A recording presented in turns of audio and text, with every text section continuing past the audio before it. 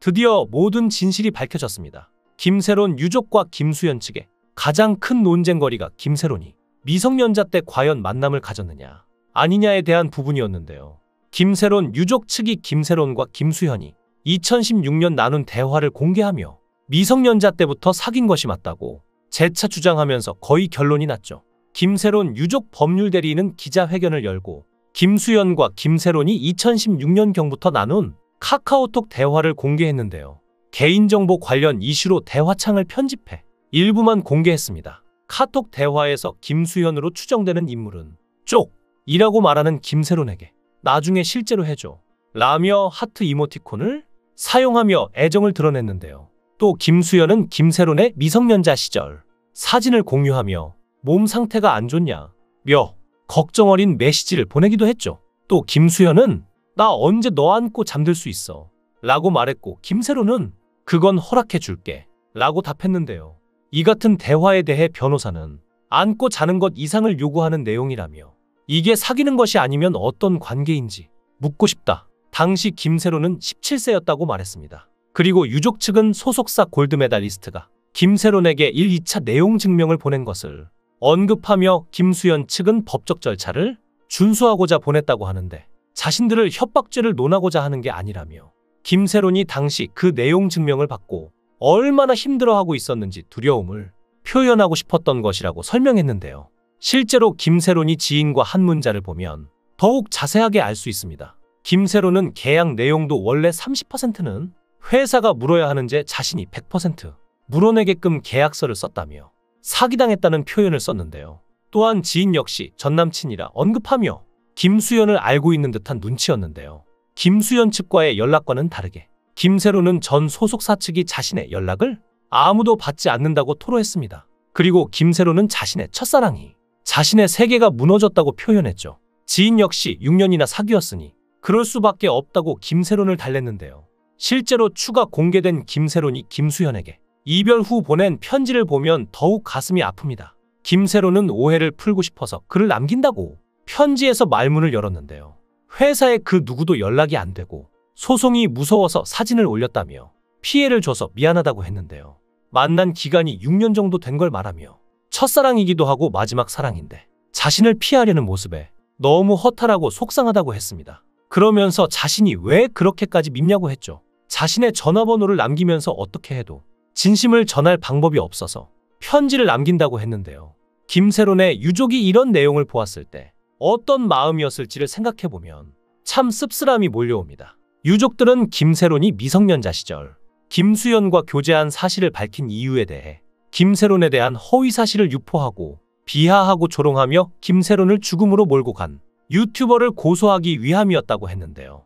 하지만 되돌아온 것은 처음에 사귄 적이 없다는 거짓말을 하다가 사귀었다는 증거가 공개됐음에도 불구하고 사과 한마디 없이 성인 이후에만 사귀었다고 다시 거짓말을 하고 있는 김수현의 입장과 어떤 이유에선지 알 수 없지만 유튜버를 비롯한 사건 관계인들의 김세론에 대한 무분별한 사생활 폭로 및 허위사실 유포였다고 현재 상황에 대해 토로했습니다. 그러면서 유족들은 증거 자료를 제시함으로써 논란의 종지부를 찍고자 하는 마음이라며 기자회견 이후로 유족들은 더 이상의 무의미한 진실 공방을 원하지 않는다고 했는데요.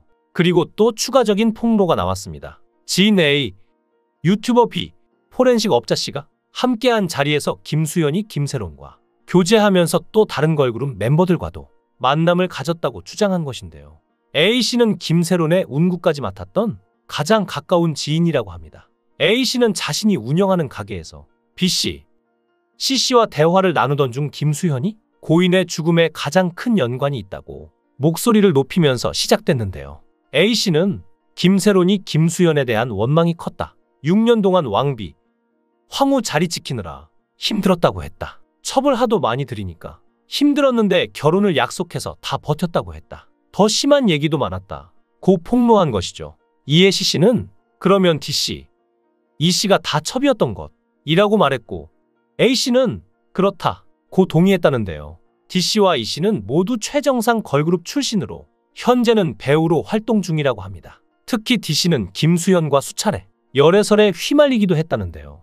D씨가 소속사를 이적하는 과정에서 김수현이 힘을 실어줬으며 두 사람이 결혼을 앞두고 있다는 설까지 나왔죠. 이에 당시 소속사였던 키스트 측은 열애설과 결혼설을 모두 전면 부인하며 법적 대응 방침을 밝히기도 했는데요. 김수현과 김세론의 열애 및 그루밍 범죄 의혹은 이제 법정에서 시시비비가 가려질 것입니다.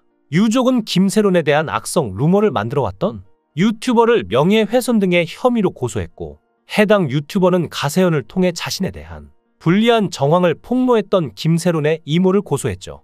이에 김수현과 김세론이 언제부터 연인 관계를 시작했는지, 결별의 원인은 무엇인지 등은 재판 과정에서 공개될 수밖에 없게 됐는데요. 그러나 이 사건 여파로 명확한 증거도 명분도 없는 폭로가 이어지면서 과거 열애설이 있었던 걸그룹 멤버들까지 소환되고 있는 상황입니다. 이들은 현재는 배우로서 각자 인생에 이막을 달려가고 있는 상황에서 김수현의 첩이라는 불명예스러운 꼬리표로 다시 대중의 입에 오르내리게 된 것이죠. 그야말로 날벼락을 맞은 상황에 심각한 2차 가해가 우려되고 있는데요. 이제 김세론 유족들은 자신들이 보여줄 수 있는 모든 증거를 꺼낸 것 같은데요.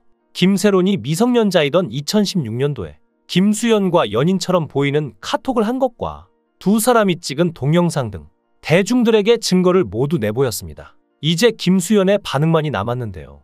여태까지 반복된 거짓말로 김수현 측은 많은 신뢰를 잃었습니다. 이제 어떻게 대응할지가 궁금한데요. 현재 김수현은 가오슝 벚꽃 축제 기간 중에 진행 예정이었던 팬미팅이 취소됐습니다. 또한 논란이 커지면서 방송가와 광고계에서도 손절이 계속됐는데요. 우선 예능 굿데이 측은 김수현 출연분을 편집하기로 했고, 차기작 디즈니 플러스 너고프도 오는 4월 공개 예정이었으나 이를 보류하기로 했죠. 김수현이 모델로 있던 대형마트 홈플러스, 아웃도어 브랜드 아이더 등은 광고 노출을 중단했고, 광고 만료를 앞두고 있던 뚜레쥬르, 조말론 런던 등은 재계약을 하지 않기로 결정했죠. 이달 김수현과 광고 모델 계약을 체결했던 쿠쿠 차이나도 성명을 내고 홍보를 중단했는데요. 여기서 가장 큰 문제는 너고프입니다. 먼저 시간 순서대로 생각해보면 처음에 김수현이 광고 모델을 했던 회사나 너고프를 제작한 디즈니 플러스는 김수현을 믿었을 것입니다. 김수현이 단호하게 만나지 않았다고 했으니까요.